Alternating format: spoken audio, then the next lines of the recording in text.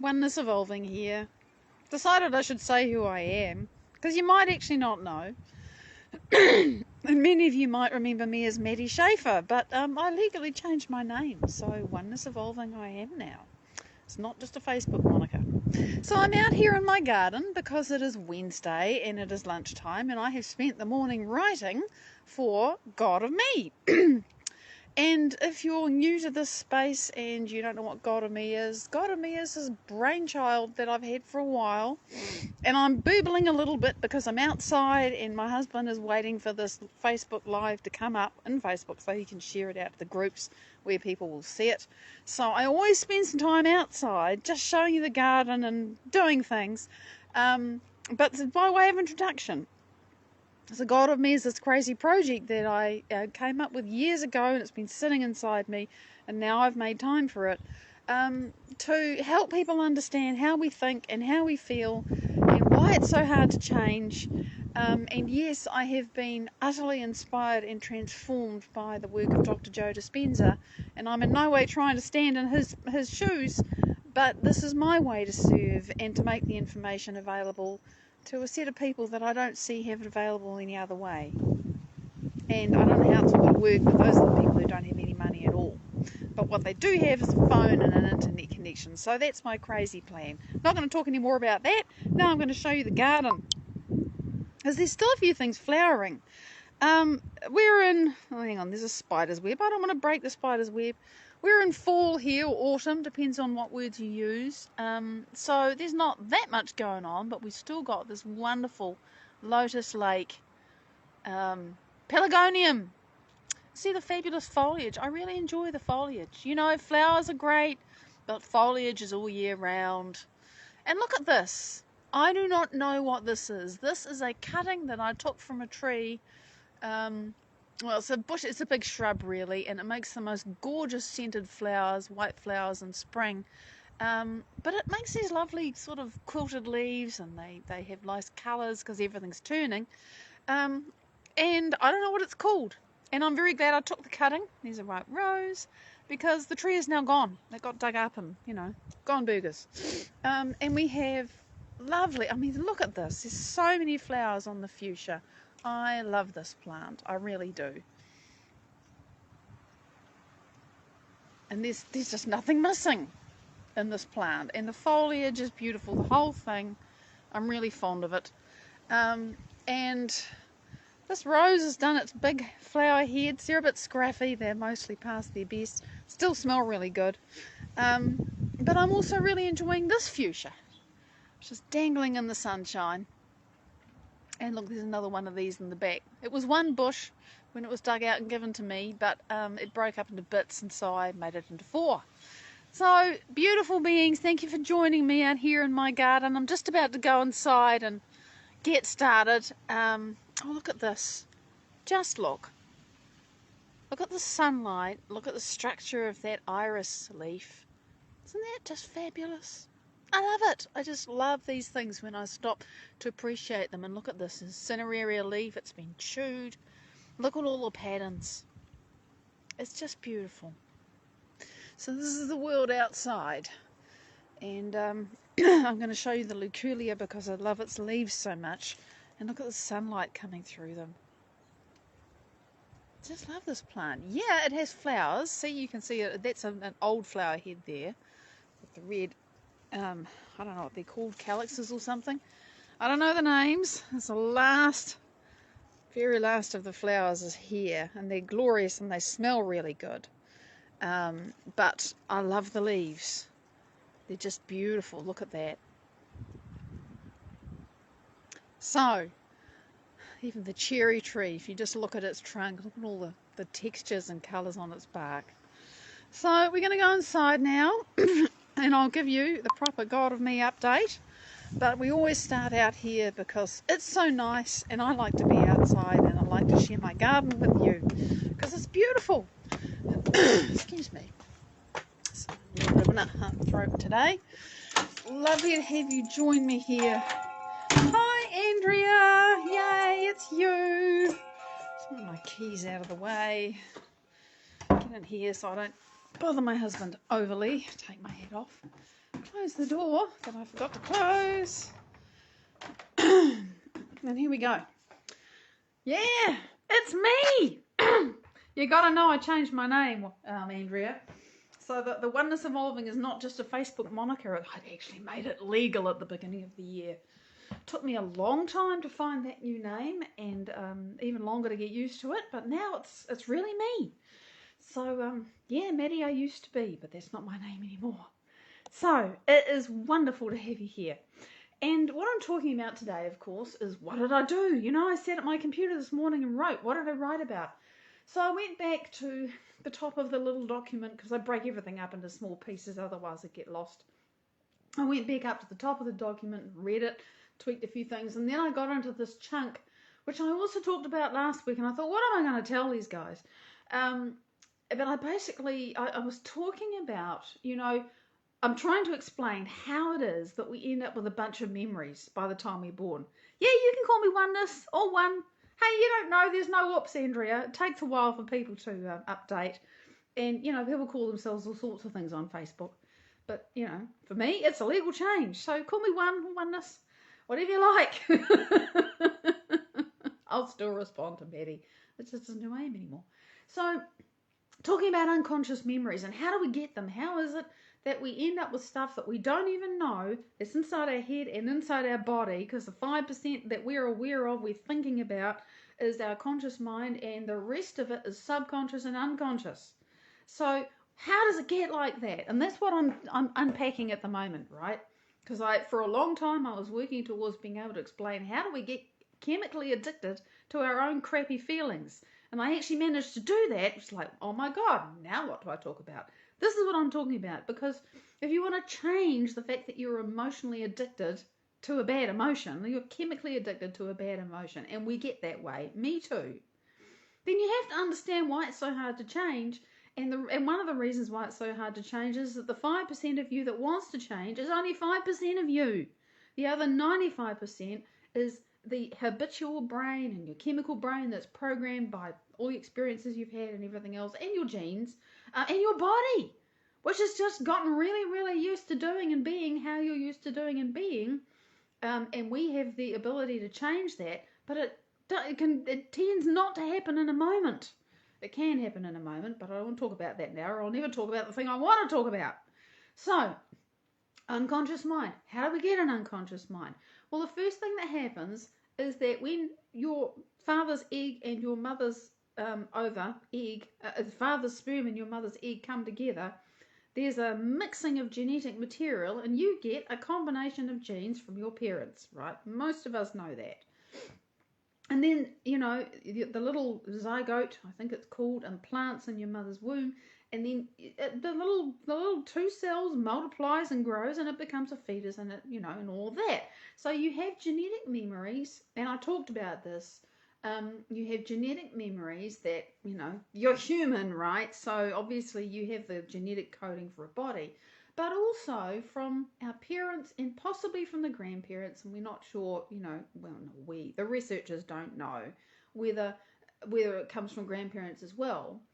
But, you know, the whole thing is a sort of hoo-jar of ancestral memories. Well, there is a fact about the fact that we do inherit memories from our parents. And I've experienced the hard, sharp end of this, because my old name, Schaefer, is Viennese. And my father, as a 6-year-old, came from Vienna at the beginning of the Second World War. And there was a lot of trauma in Vienna before that, because, you know, his parents were Jewish, and politics and everything. And so I inherited intergenerational trauma. And I didn't know about that. It was just this brick bloody wall that I could not actually move through until I realised, well, actually a friend of mine who's very intelligent and knows about these things because she works with trauma, very effectively, by the way, and it's not all analytical stuff and thinking. You can't thinky when there is trauma that you want to change. Because the trauma is lodged in the body. It's stuck in the 95% of you. The implicit memories, the chemical memories, the genetic stuff that's sort of gotten, it's either hardwired or it's programmed. You can't think your way out of trauma or limiting beliefs that you just can't think your way out of, and it's because it's sitting in the 95% of you that you can't see and you can't figure it out. It doesn't work like that. So having found somebody with the appropriate skills that can help me move through this has been really, really awesome. So just to say, there is such a thing as intergenerational trauma. If you're thinking, oh my goodness, that might be me, where can I get more information? If I'm really organised, I'll put a link to Heather's website in the description or on YouTube or something. But if you want information, send me a message, drop me a comment and I'll send you a message. So we can literally inherit memories from our parents. And why would you inherit bad memories as well as good ones, right? Because you can inherit the ability to be really musical or athletic ability, or, you're just really good at talking to people and being around people. Some people are really bad at being around people. Some of that is inherited. And both good memories and bad memories, it doesn't really matter. It's whatever it is that our parents had to think and had to feel, or just did think and feel the most in their lifetime. Because remember, whatever we think and feel, we feel and think, we think and feel, we feel and think, we program ourselves ultimately. If we're thinking and feeling the same way over and over and over again, we're programming ourselves to get really, really good at doing that. We're programming our 95%, our body mind, to actually just get used to being however we're used to being. That's why it's so hard to change. So what is this unconscious? And I looked up the difference between unconscious and subconscious because I wanted to know. And subconscious things are, they're memories that you might forget, but you think, oh yes, I remember that. It was sort of sitting under there. And if you really go digging in, maybe hypnosis, but unconscious memories really are unconscious. Stuff you just can't remember even when you try. So we get some genetic memories, and of course we get the memory of being a human, and that's how our body knows how to be a human and not a rat or a deer or a tree. We get that in the genes. But then once we're inside our mother, and this is something else I looked up, we're inside our mother, what information is coming to us apart from whatever we get from our genes? What's going on? You don't have eyes, you don't have ears, you don't have a nose, you don't have a taste, you don't have any skin, you can't sense your body. What information are you getting apart from what's in your genetic code? And this is the piece where I thought I'd explain, but it's like it got bigger. I had to unpack it further. That's what I was doing today, was unpacking this properly. There is an influence, most of all, from your mother. And this is one of the things I looked up. A baby's senses start to develop, some people, is it 8 to 10 weeks? The first thing we actually get is the sense of smell, believe it or not, about 8 to 10 weeks. The little nose is there, and then the little receptors inside the nose that start to smell things, 8 to 10 weeks, you got it. Taste and sound or hearing come 15, 20 weeks, I think about 20 weeks. I was being really conservative. Everybody's different, but about 20, by the time you're 20 weeks in the womb, you can taste and you can hear. And the eyes, the sense of sight takes longer. I think about 25 weeks, the fetus will start to respond to light. And that they get a sense of their body, and they can start to feel their body. Actually, the body feeling starts first with just around the lips, and then it sort of grows, so you get a sense of where your body is in space. That's something we get in the womb. So as those senses come online, there's a little bit of sensory information that comes in, for sure, right? But the biggest amount of information, I reckon this is the biggest influence, is the fact that the mother, we're thinking and feeling and feeling and thinking and having experiences and reacting to people and things and situations and places in our environment, because we know how we feel about all of those things, unless we've never been there or never met that person before or whatever. We react to our environment, and as soon as we have a thought, we have a chemical. Now remember, the mother, she's got a baby inside her, and that baby is connected to her through the umbilical cord. So whatever thought she's thinking and whatever chemical information is pouring from her brain into her body, it doesn't stop with her, it goes to the baby too. Now, if you're pregnant, don't freak out because, you're human. You're going to have experiences. The point that I wanted to make, and I know I spoke about this last week, is that, and I gave examples. For example, let's say that you have a happy mum and an unhappy dad, for whatever reason. These are very simple examples. Those two get together and you inherit a gene for being sad from your father. But for the whole 9 months while you're inside your mother, she's just so excited. She's so happy that you're going to be born. She's watching all the milestones and she's just loving being pregnant. She's having an easy pregnancy. And so even though you've got this gene for being sad, because your mother is constantly exposing, she's feeling happy. And so all the chemical information that is flowing from her brain into her body and thereby into your little growing body, that chemical information about being happy. So the 95%, in fact, is 100% of who you are, because you don't have a thinking brain yet to make any decisions, is getting programmed by that chemistry to be happy. So that's what I mean. Our mothers really can change us. And, you can have another example, the same simple example I said last week. You can have a happy mum and a happy dad. They make a baby. The baby's got all the genes for being happy. Then there's a tragedy. Somebody dies. Let's say that dad dies, falls out of an aeroplane or is run over by a truck or something. Dad's gone. Suddenly, mum is very stressed. Mum is very sad. And it's not going to go away immediately. And she's got to deal with the family. And she's got to deal with all the stuff that happens when somebody dies. And, the whole environment inside her body changes. And, and it's a big deal. So it probably goes on for a lot of the 9 months. Depends how well she deals with it. How well supported she is. Whether she has to take on extra tasks and things and she doesn't get enough rest and then she's not feeling good. So mother is the strongest. It's an epigenetic influence inside the womb. You've got genetics and then you've got epigenetics. And what epigenetics, that word literally means above the gene. And what epigenetics is about is the fact that the environment that we are in, our response to the environment actually can program our genes. And so then I thought, oh man, I've got to explain what an environment is. Because I've avoided explaining what environment is. To keep it really simple, environment is everything, for me, outside of my skin. So it's people, it's places, it's objects, it's those three things. So, people as friends, enemies, families, authority figures, servants, professionals, anyone that a person, you can have a response to. Things. Your phone. Just think about how you feel about your phone, whether you like it or hate it or struggle with it or rely on it to play games on or it's your connection. How much do you feel about your phone?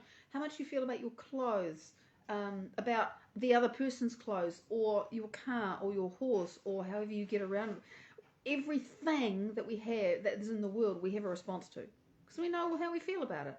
And then there are all places in your life, the place where you live, the place you'd like to live, the place where you work, the place you'd like to work, the place you'd like to go, the place you never want to go, right? That's the environment. So all of that's happening outside me. But when the baby is inside mum, all that's happening outside mum. Mum responds. Mum has chemicals. Chemicals go to the baby. And those chemicals can affect how the gene works. And that's epigenetics. And, our response to the environment can change how our genes work too. It's just that the baby has no ability to filter that. So like I said, mum, don't beat yourself up. Stuff happens. So, unconscious memories. I said I'd tell you about a doozy. That's what I was writing about today. And I thought, well, how interesting is that? It's pretty interesting, but it's not really, it's not going to catch a lot of attention. It's just really cool information that you need to understand if you're going to understand how the 95% of you evolves and happens. This is the next piece that happens. You're in the womb, mum's thoughts and feelings and her experiences and as your senses develop, that information's going to come in too, but the biggest influence is how your mum's feeling and what she's eating and, how she's healthy and all of that. But the piece I'm talking about is how she's feeling. So that's the biggest influence, is mum. Now, I have to skip ahead a few years now because I've just had an experience of recognizing something incredibly unconscious in me that I was absolutely not aware of. Hugely not aware of. And it's something that I have been banging my head against my entire life. Really, truly. One way and another. But I just, it's like, how do you figure that out? Because I couldn't. Right? Those of you who've been listening to my lives and participating one way or another will know that I originally started doing lives because I was working on abundance. And and then a year or so later, I discovered Joe Dispenza and I started doing his meditation. And that was like, wow, and I started to understand that if you want to create a certain thing or experience or whatever in your life, then you need to become the person that's having that experience before you have it. Because that's just how it works. Because, if I'm waiting for abundance, then I'm behaving like a lackful person and I'm saying, I don't have it, and I don't have it. And I certainly feel bad, and I'm sending those signals to my cells. I'm in lack. I feel like crap. So I've been working all this time to generate elevated emotions and feel good and feel abundant and feel love, right? And long story short, because I just kept working at this. And I've more and more realized that I'm putting less and less attention on what it is I want to create, and more energy and determination and effort into just becoming that person that can feel love. Which you might think, but oneness, Maddie, she's just this amazing happy person. Well, yes, I am. But when I sit down quietly and think, because I've been considering this in the last little while. Something is keeping stuff out of my life. It really is. Because I should have all of these things coming to me, and they're not yet. And I am not going to say it's because of this, and this, and this in my environment. It's not that person. It's not that situation. It's not that bad choice I made however many years ago. It's me. I create this. And the creation isn't instant, but you have choices, and there are consequences for choices, and some of them last a long time. But even so, I should be able to create something different. And so I know that however that's going to look, I will feel loved, and I will feel safe, and I will feel really good. And I sort of look up and think, well, but what the hell does that feel like? Believe it or not. So anyway, one of the things, a friend of me said, why don't you just do the Go Love 20 meditation that Joe Dispenza put out a few years later? You can look that up if you're curious. And so I've just been doing it, listening to it with my eyes open while I'm on the yoga mat, because I didn't want to put it in my morning meditation session, but I did want to do that. And last week, I think it was Thursday probably, I was doing the meditation with my eyes open, doing yoga, and I just had this thought, long story short, again, I'm so used to demonstrating love and not feeling it. And I've done some really big things for people. Over many, over my life, and I've worked hard, and I've done this and I've done that. And it hit me like a bolt. Oh my God, I haven't felt a damn thing. I don't know why I've done all this stuff, and I do now. This is the next leap. Was I realised, cutting a big bit out of the story, because I don't have time. And anyway, I don't want to go into all that shit. I realised that when I was young, I, of my own volition, I had Sunday school training teaching when I was little, and that was fine. Of my own volition, I went off to a church when I was, 13 or 14, and I was very involved. And I still, by the way, very much connect with God, divine, source, whatever word you want to use it, but not within that tradition. Just to cut another very long story short. What I realised is this, that for me, the whole thing of, God sent his only son, who loved us so much that he gave his life to save us from whatever. And what that translated to me in my unconscious mind, given my intergenerational trauma and the other things I just wasn't aware of, and the examples I was seeing in my life, all of that, this isn't about blame, this isn't about me understanding myself, was love always becomes sacrifice and pain. And that's what I've been living. So you can understand that when I realised that, I was extremely angry for about half a day. Not at anybody. I was just really mad. But I've kept working with it. And just this morning, literally just this morning in my meditation, I understood that for me, love is about feeling connected to something greater, something that's infinite, something that is everything. Now, many people would call that God. I choose not to use that word.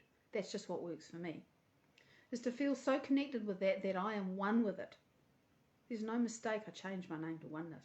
Heather, it's you. I am one with that thing that is one, that is unified, that is everything. It's called the unified field, which, by the way, to me, is God, is Source, is all of that stuff. So, the point being, when I'm connected with that, I may choose to sacrifice, to serve, to whatever, but I'll feel it. I won't be demonstrating the actions of love and not feeling it. And I had no idea that I had been living that for most of my life. At least since, I don't know, maybe 15. I've been living that unconscious memory, that unconscious choice that I made inside myself just based upon what I was learning, what I was seeing around me, how people were behaving and everything else. I had no idea. And it was that deep. And I couldn't see it. It's been layers and layers and layers. And I finally realized why I could not feel love. Why would you want to feel love for anything or anybody if it's going to mean that sooner or later there will be a need or a demand or something that means you're going to have to sacrifice something and feel pain? Hell no. Really unconscious memory.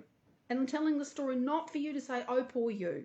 No, it's to explain just how deep the stuff can go and how unconscious it is and how we can bang our head against a brick wall because we just can't see this stuff. And you need ways to bring it up. You need ways to find it and then to address it. And you can't do it by thinking. You have to get into the implicit systems of the body and the nervous system and get it out that way.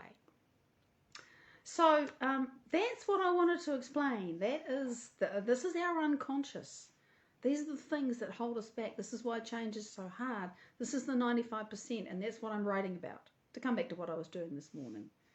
You know, there are layers and layers of influence. We start with genes. We have the experience. We share our mother's experience. We start to develop our senses, and then we get information coming in through the walls of the womb, and we make more memories too. And then after that, we get born, and then we start to develop a brain, and we have more experiences, and we don't even have a conscious mind to filter those either until we're sort of 6 or 7. And that's what I'm writing about, is how do we develop this unconscious self that then becomes the chain around our neck or around our feet that holds us where we don't want to be. That's what GodOfMe is about. Thank you so much for joining me. It's a privilege to just share time with you and explain how this works. The person who benefits the most from explaining this is me because I understand it better. But I'm kind of delighted that I've had this recent experience and can give you a real life example as well. So let me know what you think in the comments. If you've got questions, if there's things you want to know, let me know. And I will look forward to giving you another update in another week. Thank you so much for watching. Until then. And until oh, there we go. I've got a finish button again. There's a thing keeps coming up and says, slow connection. I know. Stop telling me. Much love. Bye-bye for now.